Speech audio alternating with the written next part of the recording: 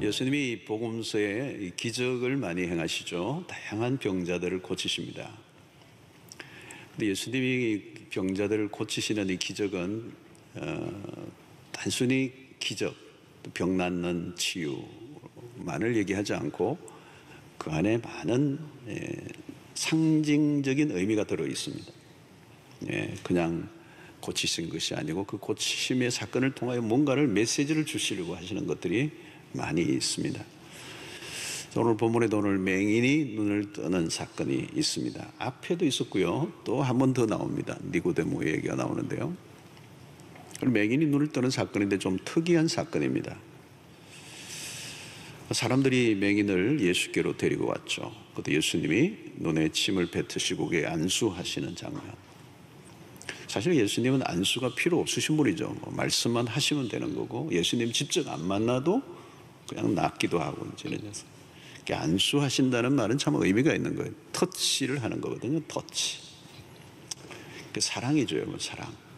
긍휼이고, 그 사람의 고통의 바깥에서 그냥 치료 행위를 하는 게 아니고, 그 사람의 고통, 아픔 안으로 들어가서 그와 함께 하겠다는 마음이 그 안수 안에 있는 겁니다. 오늘 주님이 맹인에게 안수를 하시고 난 다음에 이런 질문을 던지십니다. 무엇이 보이느냐 그랬습니다. 무엇이 보이느냐. 굉장히 중요한 질문입니다. 무엇이 보이느냐. 여러분, 무엇을 보느냐에 따라 인생이 달라집니다. 뭘 보느냐는 거예요. 보이는 것 이상을 살 수가 없습니다. 안 보이면 어둠 속에 사는 거고, 보이면 보이는 것까지만 사는 겁니다. 보이는 게 나의 세계입니다. 안 보이는데 내가 그 세계를 살 수가 없는 거죠. 보이는 게 내 세계잖아요. 우물 안에 있으면 우물 안에 보이는 세계가 그게 전부예요. 동굴 바깥에 나가서 보이는 세계가 보이면 그게 전부 보이는 거예요. 사람들마다 보이는 게 다 달라요. 아이들이면 아이들의 눈에 보이는 세계는 또 다르겠죠. 똑같이 봐도. 아이라도 돌잔치 때 보면 이 앞에 막 갖다 놓고 애가 보는 걸 딱 잡으려고 하면 어른들이 돌리죠. 이거 잡으라고, 다른 거 잡으라고. 그러니까 애가 보는 그 돌아이의 눈에 보이는 세계가 있겠죠. 칼라가 있고 크고 가까우면 잡는 거겠죠. 여러분, 사업가의 눈에 보이는 게 있을 겁니다. 전공에 따라 다르고요, 경험에 따라 보이는 게 달라요. 오늘 교회 본당에 와서도 보이는 게 다 다를 겁니다. 자, 내 눈에 보이는 게 바로 나의 세계라는 겁니다. 우리는 보는 것을 따라 가게 되고 보는 것에 사로잡힙니다. 보는 게 실력이고요, 어디까지 보느냐가 중요한 것입니다. 자, 오늘 무엇이 보이느냐? 자, 이 질문에 맹인이 이렇게 대답을 합니다. 24절에 쳐다보며 이르되 사람들이 보이나이다. 나무 같은 것들이 걸어가는 것을 보나이다 하거늘. 사람들이 보이긴 하는데 나무 같은 것들이 걸어가는 것처럼 보인다는 겁니다. 이게 뭘 말하는 겁니까? 아직 보이긴 하는데 완전하지 않다는 겁니다.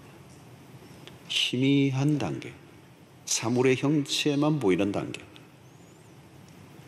이게 구별이 쉽지 않은 겁니다. 사람인 것 같기도 하고 나무 같기도 하다. 이 분별이 안 된다는 거죠. 다르게 표현하면 렌즈에 초점이 안 맞는 것과 같습니다. 자, 왜 선명하게 보이지 않았을까요? 예수님의 능력이 부족하신 분이 아닌데 왜 이렇게 안수하셨는데 희미하게 보이는 겁니까? 여기 중요한 오늘 레슨이 있습니다. 여러분, 처음 눈을 떴지만 이제 어둠에서 막 벗어난 상태, 빛이 임한 것이죠. 빛이 없으면 아무것도 볼 수가 없습니다. 그동안 빛이 없었던 것이죠. 어둠 속에 살아왔습니다. 그래서 이제 눈이 떴지만 명확하지가 않은 거예요. 부분적입니다. 멀리 있는 게 보이지 않아요. 아주 가까운 것만 희미하게 보이는 상태. 이것을 우리는 근시라 얘기하기도 하죠. 여러분, 이것을 우리가 영적으로 조금 옮겨보면 영적인 근시도 마찬가지입니다. 멀리 보지 못하는 거예요. 인생이 곤두박질을 칠 때를 보십시오. 멀리 보지 못할 때입니다. 내가 죽는지 사는지 코앞에 무엇이 있는 것만 쫓아가다 보면 무슨 일이 일어나는지 모릅니다. 여러분, 잠깐의 즐거움 때문에 소중한 것을 놓칠 때가 얼마나 많습니까? 그게 영적인 근시입니다. 죄를 지을 때를 보십시오. 다른 게 아무것도 안 보입니다. 가족도 안 보이고 주변의 사람들도 안 보이고 무엇인가 완전히 빠져 있는 것이죠. 야곱의 형 에서가 흙이 진 상태에서 팥죽에 바로 눈앞에 팥죽에 눈이 고정되니까 장자권이 눈에 들어오지가 않아요. 여러분, 돈을 좋아하면 돈만 보이잖아요. 사각지대가 너무 많은 거예요. 어느 한쪽에만 고정하면 사각지대가 어마어마하게 많은 거예요. 돈 위에 다른 게 아무것도 안 보이는 거예요. 요즘 보니까 형제도 부모도 이 돈이 시선을 강하게 끌어당기니까 다른 게 안 보이는 거예요. 여러분, 권력이 왜 무서운 겁니까? 권력의 자리에 앉으면 이 블라인드 사이트, 이 사각지대가 너무 많은 거예요. 안 보이는 부분이 많이 생기는 거예요. 그렇게 실수를 하는 겁니다. 쾌락에 사로잡히면 곧 다가올 고통이 안 보이는 것이죠. 여러분, 영적 근시안은 우리의 삶에 광범위하게 퍼져 있습니다. 최악의 근시안은 어떤 것입니까? 1시간 후에 일어날 일이 보이지 않는, 사물 너머를 보지 못합니다. 당장 일어난 일에만 급급하죠. 바로 이것이 가까운 것만 흐릿하게 보이는 단계에서 일어난 일입니다. 우리는 육안도 그렇고 우리 영적 근시안도 그런 것입니다. 자, 오늘 본문에서 우리가 보아야 될 대목은 두 번째 주님이 안수하시는 대목입니다. 25절에 보면 이에 그 눈에 다시 안수하시매 그가 주목하여 보더니 나아서 모든 것을 밝히 보는지라 그랬습니다. 자, 두 번째 안수를 통하여 완전해졌습니다. 모든 것을 밝히 보는지라. 자, 주님은 단번에 완전한 치유를 하실 수 있는 분인데 왜 한 번으로 완전하게 끝내지 않으시고 두 번 안수를 하셨는가? 마치 의사가 1차 수술을 했는데 실패를 좀 해서 완전하지 않아서 2차 수술을 한 것과 같은. 여러분, 이 맹인의 입장에서는 얼마나 번거로운 일입니까?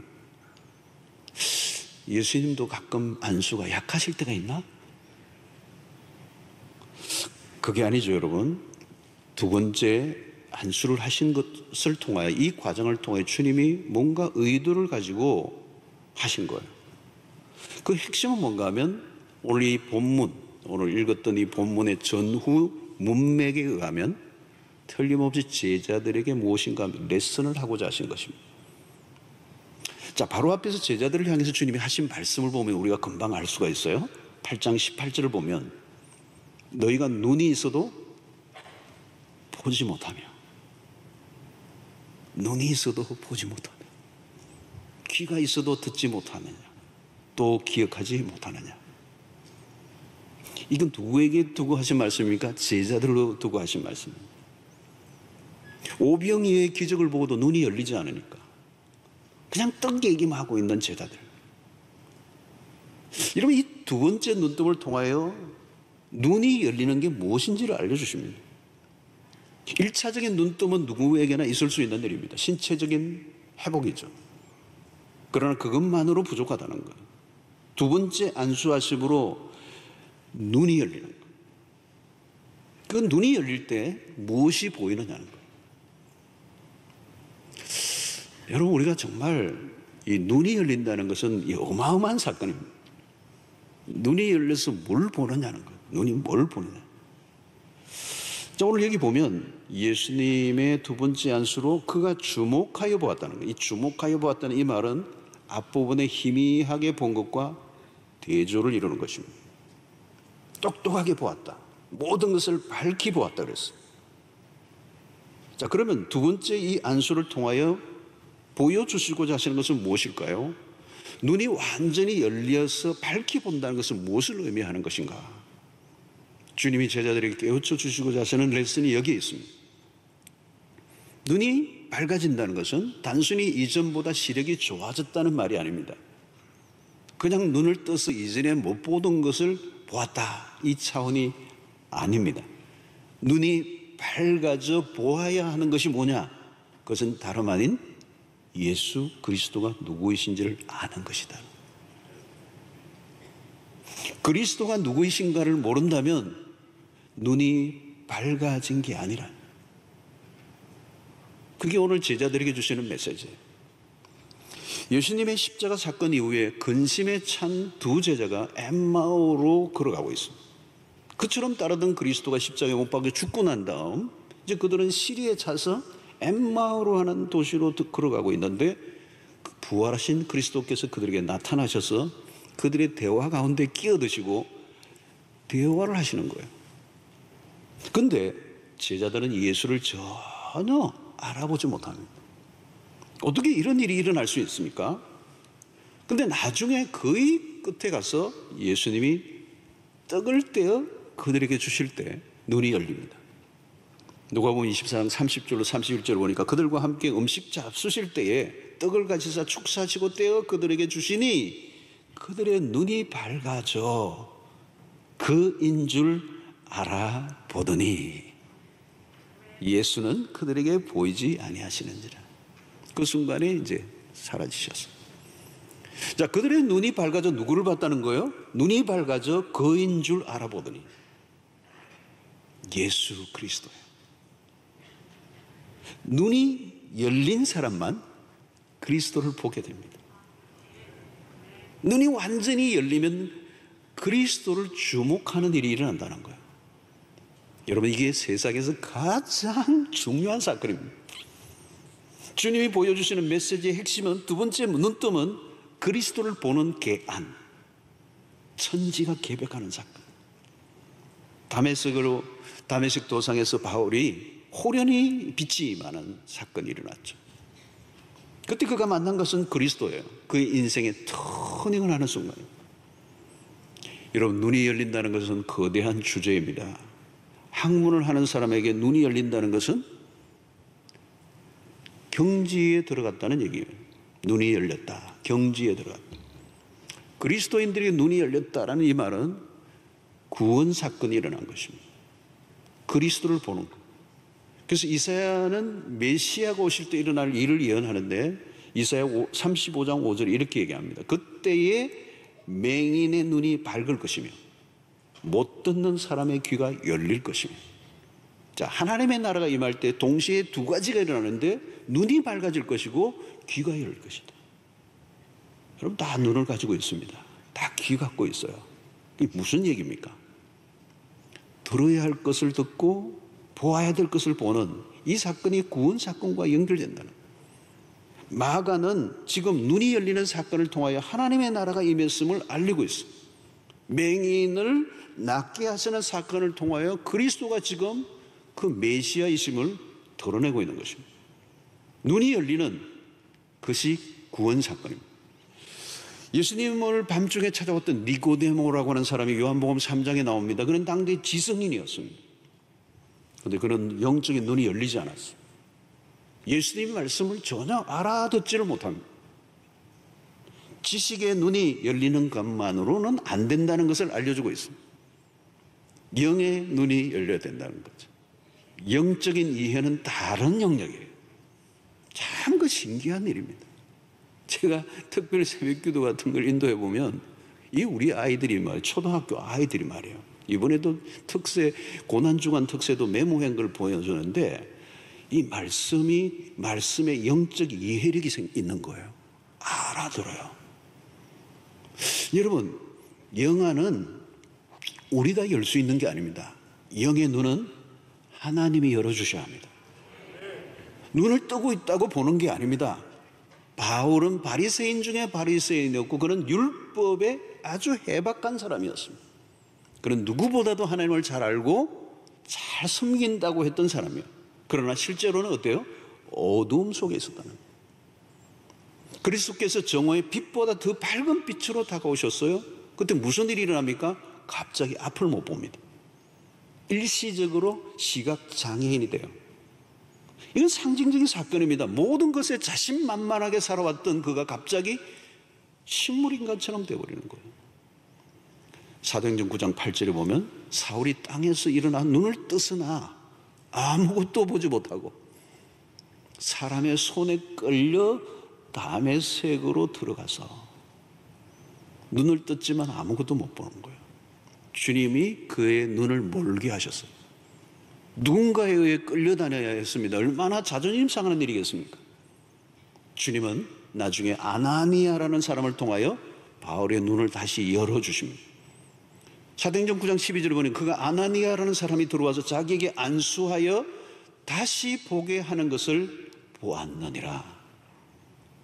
그가 스스로 아무것도 할 수 없어서 하나님이 그를 다시 보게 하셨는데 이게 뭐예요? 새로운 눈을 주신 겁니다. 그래서 사도행전 9장 18절에는 이렇게 얘기해요. 즉시 사울의 눈에서 비늘 같은 것이 벗어져 다시 보게 된지라. 다시 보게 된지라. 눈에서 비늘 같은 것이 벗겨지면서 다시 보게 된다는 거예요. 뭔가가 가리고 있는 거예요. 가리고 있는 거. 여러분 이게 뭘까요? 뭐 상징적인 겁니다. 바울은 율법의 안경을 끼고 있을 때는 복음의 눈이 가려져 있어요. 왜 예수 믿는 사람들을 그렇게 잡아 죽이려고 했습니까? 여러분 자기 눈이 가려져 있으면요 자신이 무슨 짓을 하고 있는지를 전혀 알지 못하는 거예요. 주님이 바울의 눈을 뜨게 하시, 다시 뜨게 하셨어요. 이것은 천지가 개벽되는 일입니다. 눈을 다시 뜨게 하십니다. 완전히 딴 사람이 되는 것입니다. 바울은 예수를 보았습니다. 그의 모든 것이 달라졌어요. 이전에 보이던 것이 안 보이고 이전에 보지 못하던 게 보이기 시작한 것입니다.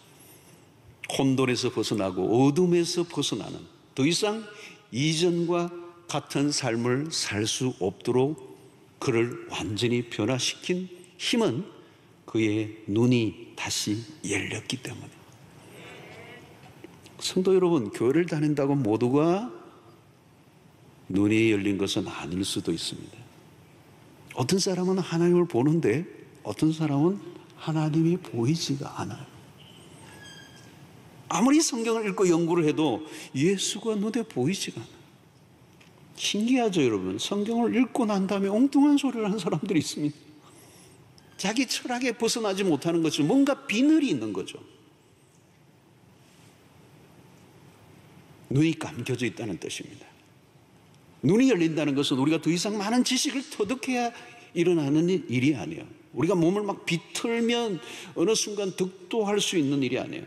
이것은 전적으로 성령이 하시는 일입니다. 하나님이 열어주셔야 돼요. 이게 은총입니다. 여러분 핵심은 뭐냐면 눈이 열려야 한다는 겁니다. 예수를 예수로 알아보면 그게 눈이 열린 상태입니다. 눈뜸의 기준은 그리스도예요. 그리스도를 알아보느냐는 거예요. 알아보느냐.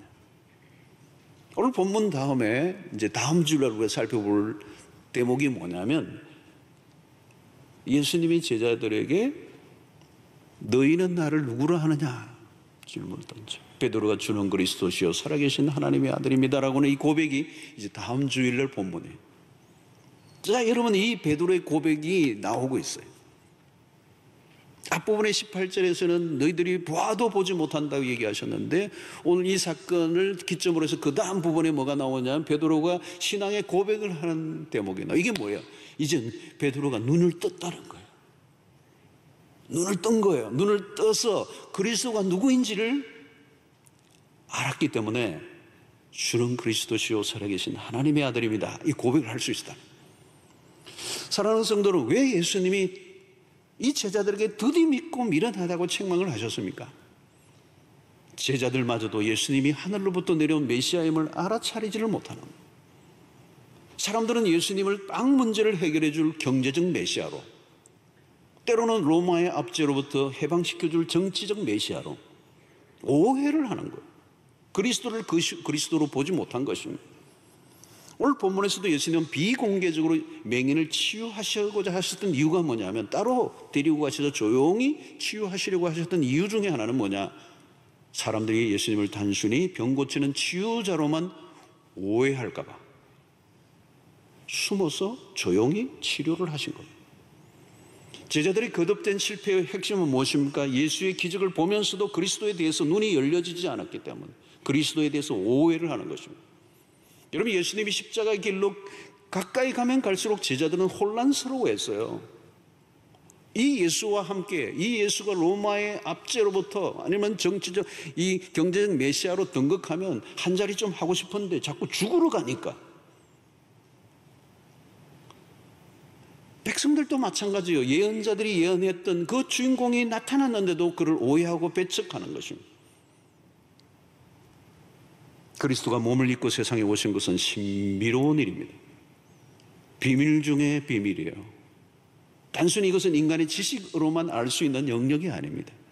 로마서 16장 25절 26절 전반전에 보면, 나의 복음과 예수 그리스도를 전파함은 영세전부터 감추어졌다가 이제는 나타나신 바 되었으며, 감추어져 있었던 거라는 거예요. 감추어져 있다는 말은 뭘까요? 눈이 열려야만 볼 수 있다는 거예요. 삶의 가장 큰 혼란은 무엇입니까? 그리스도에 대한 오해예요. 그리스도는 누구이신가요? 창세기부터 요한계시록까지 계속 얘기하는 것은 그리스도는 누구이신가? 가장 큰 오해는 그리스도에 대한 오해입니다. 여러분, 인류 역사에 예수님처럼 오해를 받으신 분은 없을 거예요. 사람들은 예수를 각색하고 왜곡시켜버려요. 예수를 믿는다고 얘기를 하지만 성경이 말씀하는 예수가 아니에요. 여러분, 우리 한국 사회 안에도 마찬가지예요. 기독교 안에, 기독교가 기독교에, 여러분, 순수한 기독교로만 들어오지 않아요. 그 시대의 문화와 역사와 다양한 거기서 만들어진 경험과 이런 것들이 다 소위 말하면 짬뽕이 되는 거예요. 그래서 여러분, 우리 한국의 기독교 안에도 뭐가 들어왔어요? 뭐 유교도 들어오고요, 샤머니즘도 들어오고요, 불교들도 있고요, 막 뒤섞여 있는 거예요. 성경이 말씀하는 예수가 아니라는 거예요. 자기의 경험과 자기의 관점에서 자기가 만든 예수를 믿는 거예요. 여러분, 우리 신앙의 승부처는 뭡니까? 이게 참 쉽고도 어려운 부분입니다. 그리스도를 제대로 알면 모든 게 그 안에서 다 풀리게 됩니다. 우리가 성경을 읽을 때 눈이 열려야 돼요. 성경 백독하는 것도 좋지만 그리스도가 누구이신지에 대한 눈이 열리지 않으면 백독 천독을 해도 소용이 없어요.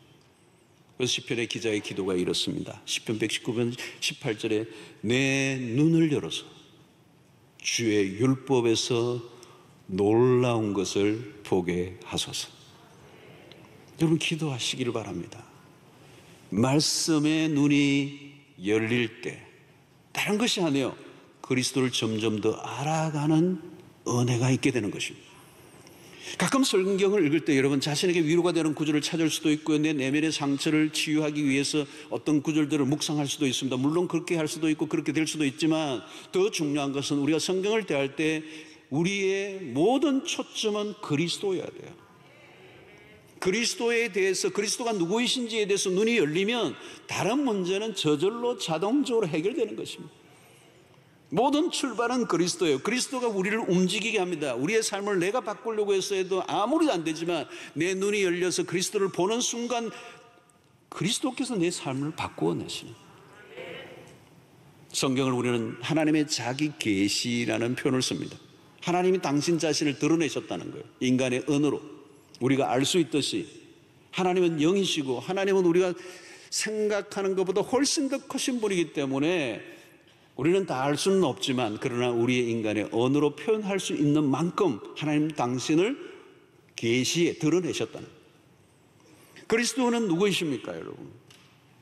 그분은 우리가 아무리 힘들고 어려운 상황에 빠져 있다고 할지라도 그리스도가 누구이신지를 우리가 제대로만 안다면 우리는 우리를 둘러싼 모든 두려움에서 벗어날 수 있습니다. 모든 게 망가져도 그리스도가 누구이신지를 알면 회복이 일어난다는 것. 성경은 인간의 모든 문제에 답을 주는 것은 아닙니다. 그러나 하나님이 누구이신지를 알아가면 우리의 많은 의문과 고민들이 하나 둘씩 저절로 떨어져 나가는, 미련한 삶이 벗겨져 나가고 무지의 구름에서 벗어나는 역사, 그리스도에 대해서 눈이 열리면 놀라운 역사가 일어나게 되는 것입니다. 사랑하는 성도 여러분, 그리스도를 본 사람은 어둠에 다니지 않습니다. 분별력이 생깁니다. 단순한 지식이 아니라 영적 지각이 열리는 것입니다. 혼란스러웠던 삶이 정리될 수밖에 없습니다. 이게 신앙의 핵심이에요. 신앙이 깊어져 간다는 말은 그리스도가 점점 더 선명하게 보여진다는 거예요. 요한복음 14장 6절의 말씀이죠. 여러분, 예수께서 이르시되 내가 곧 길이요 진리요 생명이니 나로 말미암지 않고는 아버지께로 올 자가 없느니라. 그분은 우리의 삶의 길이 되시고 진리가 되시고 생명이 되십니다. 그리스도께 눈을 뜨면 길이 열려요. 악몽 같은 삶에서 벗어납니다. 빗나간 삶을 사는 사람에게 아무리 돌이키라고 얘기를 해도 안 통해요. 여러분, 빗나간 자녀를 아무리 무슨 교훈을 하고 아무리 잔소리를 하고 아무리 겁을 줘도 바뀌지 않아요. 그러나 어느 날 그리스도를 만나는 순간, 그리스도의 눈을 뜨는 순간 한마디도 안 했는데 뒤집어지는 역사를. 여러분, 두 번째 눈뜨면 모든 것의 출발 지점입니다. 눈뜨의 역사가 일어나지 않으면 영적인 삶을 살 수가 없습니다. 내가 보고 싶은 것을 보는 것이 아니라 주님이 보여주시는 것을 보아야 합니다. 우리의 삶의 가장 위대한 사건은 그리스도로 알아보는 일, 이게 바로 두 번째 눈뜸이에요. 여러분, 이 두 번째 눈뜸이 일어나면 이전과 같은 삶을 살 수가 없어요. 그리스도를 모르고는 그리스도를 따를 수가 없어요. 사랑하는 성도 여러분, 오늘 이 시간에 여러분들에게 이 두 번째 눈뜸의 역사, 하나님께서 우리의 눈을 열어주시는, 그래서 우리의 눈이 밝아져 그리스도를 그리스도로 알아보는 은혜가 있게 되기를 축원합니다. 여러분, 영적으로 성장한다는 것은 무엇입니까? 우리의 눈이 점점 밝아져가는 것입니다. 이것이 여러분, 우리의 신앙이 밝아져 갈수록 우리의 신앙이 자라가는 것이죠. 오늘 예수님의 두 번째 안수를 통하여 눈을 뜨게 하는 과정이 있는 거죠. 한꺼번에 일어나는 일은 아닙니다. 시간을 통하여 일어나는 것이죠. 그래서 바울은 에베소 교회를 향해서 이런 기도를 드립니다. 1장 18절에 19절에 너희 마음의 눈을 밝히사, 너희의 마음의 눈을 밝히사, 이 줄을 꺼야 돼요. 그의 부르심의 소망이 무엇이며 성도 안에서 그 기업의 영광의 풍성함이 무엇이며 그의 힘의 위력으로 역사하심을 따라 믿는 우리에게 베푸신 능력의 지극히 크심이 어떠한 것을 너희로 알게 하시기를 구하노라. 이 바울의 목회적 기도입니다. 바울이 에베소 교회 성도들, 에베소에서 목회를 오랫동안 하고 그 에베소 교회에 대한 애정을 많이 가지고 에베소 교회를 위해서 목회적 기도를 하는데, 이 기도의 첫 장면이 이거예요. 너희 마음의 눈을 밝혀주기를 원한다. 목회자로서의 바울은 성도들에게 간절한 기도 제목이 하나 있는데, 너희의 마음의 눈을 밝혀주시기를 원한다. 여러분, 여기에 이 눈이란 어떤 눈일까요? 마음의 눈은 영안을 말하는 거예요. 영안이 열려야 한다는 거예요. 영안이 열리지 않으면 무엇이 축복인지 분별을 할 수가 없는 겁니다. 잘못된 것을 구하게 되는 것입니다. 눈이 밝아져 가는 것, 이것이 얼마나 놀라운 축복인가. 그런데 이것이 하루아침에 일어나는 게 아닙니다. 여러분, 예수님의 제자들을 보시면 3년간이나 예수님을 따라다니지만 깨닫지 못합니다. 우리의 신앙에 필요한 것은 뭘까요? 기독교 신앙은 타 종교와 다른 점이 하나 있어요. 우리가 열심히 노력하는 일도 필요하지만 더 중요한 것은 우리의 편에서 노력보다 하나님의 편에서 이미 이루어 놓으신 것을 발견하는 것입니다. 그게 복음이죠, 여러분. 복음. 하나님이 우리를 위하여 베풀어 주신 게 너무 크다는 것입니다. 바울은 에베소 교회 성도들이 눈이 열려 하나님이 베푸신 지극히 크고 풍성한 은혜이 무엇인지를 알기를 원하노라. 여러분, 우리가 기도할 때 보면 주로 달라 기도가 많잖아요. 여러분, 주시옵소서, 주시옵소서. 쌍시옷자를 몇 개 넣어야 돼요. 주시옵소서. 그래서 막달라 마리아 뭐 그러잖아요. 근데 여러분, 눈이 열리면요 달라져요. 눈이 열리면 무슨 일이 나나요? 하나님 충분합니다. 하나님이 주신 은혜가 너무 커서 감탄사가 터진다. 하나님의 능력이 무엇인가를 알면 쓸데없는 세상의 힘을 의지하지 않고 살 수 있게 됩니다. 이미 하나님이 우리에게 베풀어 주신 축복이 너무 커서, 장래에 우리에게 주실 기업의 영광이 너무도 엄청나서 문제는 눈이 열려야 된다는 거예요. 처음에는 그 하늘의 소망이 희미해져 보였지만 갈수록 선명해지는, 예수님의 제자들이 처음에는 그 떡만 눈에 보이는 거예요. 떡. 그 너머의 메시지를 읽지를 못했어요. 그 떡을 베푸신 주님을 보지 못한 것입니다. 그러니 어려운 일만 생기면 죽는 줄 알고 어쩔 줄 몰랐는데 눈이 열리면 아니라는 거예요. 사랑하는 성도 여러분, 성숙이란 무엇입니까? 영적 시력의 회복입니다. 그리스도에 대해서 눈을 뜨고 점점 더 알아갈 때 무슨 일이 일어납니까? 우리의 갈망은 무엇일까요? 더 알기를 원합니다. 우리의 신앙과 삶의 가장 큰 주제는 그리스도가 누구신가입니다. 혹시 그리스도를 잘못 오해하고 믿고 있는 것은 아닙니까? 주님이 우리의 눈에 안수해 주시는 역사가 있게 되기를 축원합니다. 두 번째, 눈뜸의 역사가 일어나기를 원합니다. 네, 주님 보입니다. 확실히 보입니다. 이전보다 더 많이 보이네요. 그리스도에 대해서 눈을 뜰 때 우리가 누구인가를 알게 돼요. 우리는 우리 안에서 우리 스스로 나를 알 수가 없습니다. 그리스도를 발견할 때 그리스도 안에서 발견한 나는 다른 것입니다. 그래서 여러분, 에베소서 2장 10절을 보면 우리는 그가 만드신 바라 그리스도 예수 안에서 선한 일을 위하여 지으심을 받은 자니. 여러분, 내가 나를 모르니까 때로는 비관하고 자기 자신에 대해서 자학하고, 그러나 여러분, 그리스도를 알면요, 그리스도 안에서 나는 영광스러운 하나님의 글작품이라는 걸 발견하며 탄성을 지르게 되는 것입니다. 축복을 축복으로 볼 줄 아는 눈이 열릴 때 그게 복된 삶이에요. 성도 여러분, 무엇이 불행입니까? 눈이 닫혀져 있는 겁니다. 볼 거를 못 보는 거예요. 그러면 어둠 가운데 사로잡혀 살아가는 것입니다. 바울은 이 그리스도를 발견한 이후에 자기에게 찾아온 놀라운 변화가 있어요. 옛날에 그렇게 기중하게 붙들고 있던 게 배설물이었다는 것. 그리스도를 발견하고 나니까 그게 배설물이었다. 쉽게 표현하면 똥을 안고 살았구나. 배설물과 그리스도를 구분하지 못했던 거예요. 눈이 열리니까 기꺼이 배설물과 같이 여기는 역사가 일어나는 분별력이 생긴 것입니다. 사랑하는 성도는 영적 눈이 열려야 합니다. 열리는 만큼 축복을 누리게 됩니다. 감사가 넘치고 기쁨이 넘치는 이유가 뭘까요? 눈이 열리면 축복이 내 앞에 쌓여져 있다는 것, 하나님이 우리를 위하여 행하시 놓으신 것이 얼마나 크다는 걸 알게 되는 것입니다. 주님이 우리의 영적 근시안을 고쳐주시기를 바랍니다. 병이 낫는 것보다 눈이 열리는 게 기적이에요. 문제가 풀리는 것보다 그리스도를 만나는 게 기적입니다. 여러분, 몽골 사람들이 시력이 아주 세계에서 가장 좋다고 그래요. 이유는 그들은 멀리 지평선을 바라보고 살기 때문에. 승자는 누구입니까, 여러분? 지금 당장 눈앞의 것을 보고 살아가는 사람이 아니에요. 멀리 보는 사람. 그리스도를 만난 사람들은 그리스도의 왕국을 바라보는 눈이 열립니다. 하나님의 나라에 눈을 뜬 사람들입니다. 히브리서 11장의 믿음의 장에 나오는 믿음의 사람들은 돌아갈 본향을 미리 본 사람들이었어요. 천국의 눈이 열린 사람은 이 땅의 것으로 낙심하지 않는 이유가 거기에 있습니다. 성도 여러분, 멀리 보는 사람이 이깁니다.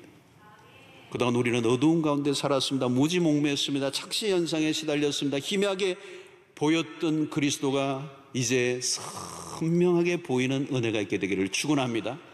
그리스도가 누구이신지 알아갈수록 내가 누구인지, 내가 어떻게 살아가야 할 것인지 갈수록 더 분명해지게 되는 거예요. 우리의 신앙의 모든 것을 걸어야 할 것은 딱 한 가지입니다. 그리스도에 대해서 더 알기를 원합니다. 아마도 여러분, 우리 중에 그 누구도 그리스도를 온전히 알고 있다고 하는 사람은 아무도 없을 거예요.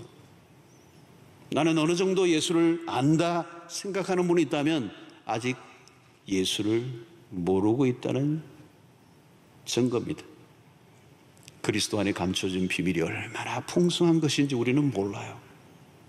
우리는 일평생 그리스도를 알아가지만 아마 죽을 때까지 다 알지 못할 거예요. 2000년의 기독교 역사 속에 그리스도는 누구이신가? 어마어마한 믿음의 사람들이 지성을 가지고 성령의 은혜 가운데 깨달아서 책을 쓰고 또 쓰고 또 썼지만 아직도 그리스도는 여전히 비밀로 남아있어요. 우리는 그리스도를 다 알지 못해요. 그 그리스도의 이름 안에 숨겨져 있는 비밀이, 그 풍성한 은혜가 얼마나 큰가를 우리는 알지 못해요. 지난 고난주간에 일주일 동안 새벽마다 특세를 통하여 십자가의 고난을 잠깐 살펴보았지만 그 안에도 무궁무진함이 있어요. 끝이 다이지가 않아요. 사랑하는 성도 여러분, 근데 우리의 눈이 가려져서, 우리 안에는 비늘이 있어서 우리의 눈뜸이 아직 일어나지 않았어. 그래서 사물을 희미하게 보는 것처럼 그리스도를 희미하게 바라보며 그리스도를 따를 수는 없어. 우리에게 더욱더 큰 믿음을, 그리고 이 세상의 어려움을 이겨내게 만들게 하는 그 힘은 우리의 눈이 열려 그리스도가 누구이신지를 제대로 알고, 내가 믿는 그리스도가 누구인지를 제대로 안다면 내 생명, 내 모든 것을 다 바쳐도, 양화진의 선교사님의 어느 이 땅에 생명을 바쳐 복음을 전한 선교사님의 묘비에 그런 글귀가 우리에게 늘 마음에 부딪혀요. 내 목숨이 천개가 되어도 이 조선 땅을 위하여, 복음을 위하여 내가 내 목숨을 바치고 싶다. 그리스도가 누구인지를 발견한 사람만이 할 수 있는 일이. 사랑하는 성도 여러분, 오늘 이 시간 여러분들 안에 진지한 기도의 제목이 있게 되기를 바랍니다. 주님, 내 눈을 열어주소서. 여전히 저의 눈은 가려져 있습니다. 비늘이 많습니다. 볼 것을 보지 못하고 보아야 될 것을 보지 못하는, 그리스도가 누구이신지 알기를 원합니다. 내 눈을 열어주소서. 이것보다 더 절실한 기도는 없을 것입니다. 사랑하는 성도 여러분, 이 오늘 주님이 두 번째 안수하셔서 밝히 보게 되므로 그리스도를 향하여 시선을 고정했던 이 맹인에게 일어났던 일처럼 여러분들 가운데도 영적 개안의 역사가 일어나고 갈수록 눈이 더 밝아져 믿음의 부유한 삶을 살아가는 은혜가 있게 되기를 축원합니다. 눈을 열어주소서. 그때 구원의 역사가 일어납니다. 그때 우리의 삶의 모든 어둠, 무지몽매함에서 일어났던 모든 어둠의 일들이 벗겨지고 참된 자유와 기쁨과 평강을 누리는 역사가 일어나게 되기를 축원합니다. 하나님 아버지, 오늘 또 우리에게 주신 말씀을 통하여 우리 영적 무지에서 깨어나 무지몽매함에서 벗어나 하나님 영적 기한을 통하여 그리스도가 누구이신지를 온전히 발견하게 하시고 그 그리스도를 점점 더 알아가는, 그래서 그리스도 안에 감춰져 있는 풍성한 그 하나님의 은혜를 누리며 살아가는 주의 백성들 되게 하여 주시옵소서. 예수님의 이름으로 기도하옵나이다. 아멘.